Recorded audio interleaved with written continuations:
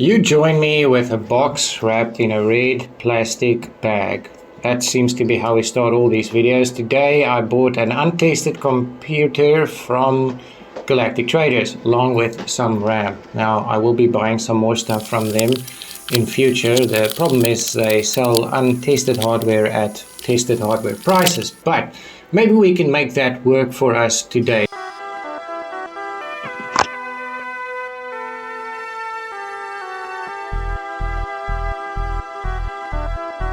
I will be using my knife to open this one because it's the tool I have at hand.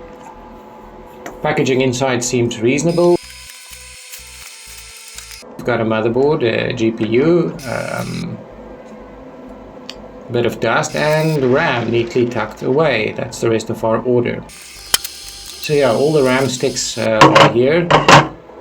They are also untested, so the easiest would be to just test them right off the bat. I'm just going to pop them here into this little super microcomputer I have to make sure that what we have is legit. Our Corsair XMS RAM. It seems to be okay. Let's see what CPU-Z says. Yeah, that is 2 GB of Corsair, alright. And that's our transcend. And first off, we see a DVD drive behind a front metal fascia plate. So we already know there is some strangeness going on here, and it seems this DVD drive has had a lot of fun because it's missing its front and it's also a bit dusty. So let's take the rest of this apart and see what we have. Nice big chunky Asus GPU, a power supply with long cables. And on this side, it's the front of our DVD drive. How on earth did that end up down here? Clearly it has seen an vicious attack with a knife or a screwdriver or something. So this PC seems to have had some tough love. Power supply not too bad.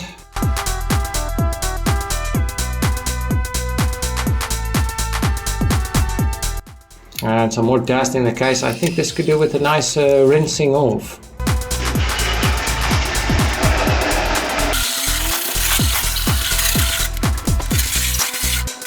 Yeah, we still have the hard drive in there. Well, I suppose it needed a good clean anyway, so hosing it down, yeah, should do the trick.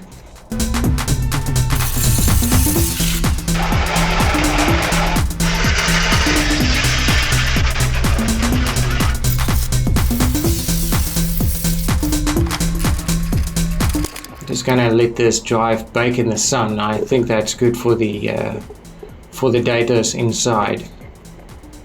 The case does have some rust, but it still seems usable, and it's got this very weird gloop on top. I don't even want to know what it is. I just want it gone. Good. Back to the motherboard, and let's see what CPU we have here.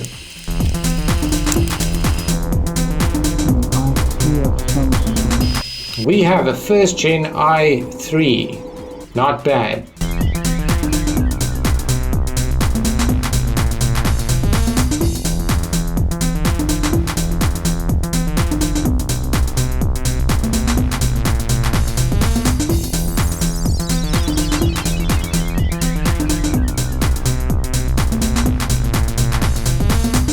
Okay, let's start testing. First off, the motherboard with CPU and some of the RAM I bought.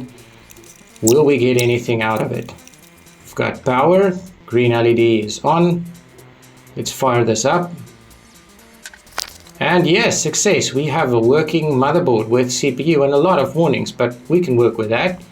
And there is our i3 530, all looking well. Nice. Okay, let's check out the graphics card that this shipped with. And we get a lot of nothing. A lot of fan spin, but also a lot of nothing. So I tried this graphics card on another ITX board to see if there's maybe an issue with the port on the motherboard. But same story, a lot of fan spinning and no display. Maybe if we try the VGA out via the DVI port.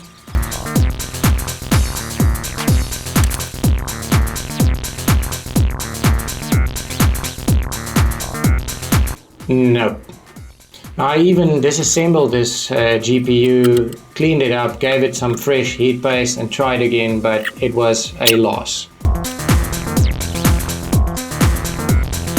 So back to our working board, the next step was to update the BIOS to the latest version, and here I found a file on an Intel forum, and after downloading it I saw somebody already commented saying that this guy cost them their motherboard because the update failed. Well, in actual fact it didn't fail. This is just one of the slowest BIOS updates I have seen. It took well over 2 minutes to get past the management engine. So whoever tried it just got impatient and bricked their board.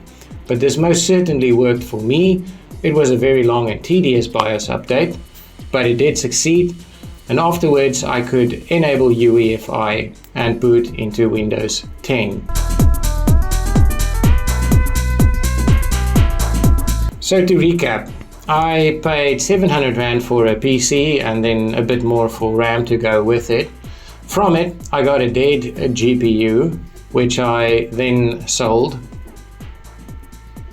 and recovered some of the cost.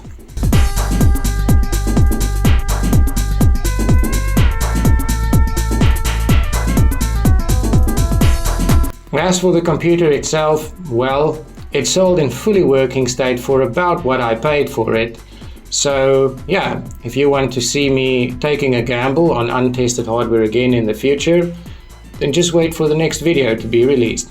Thanks very much for watching.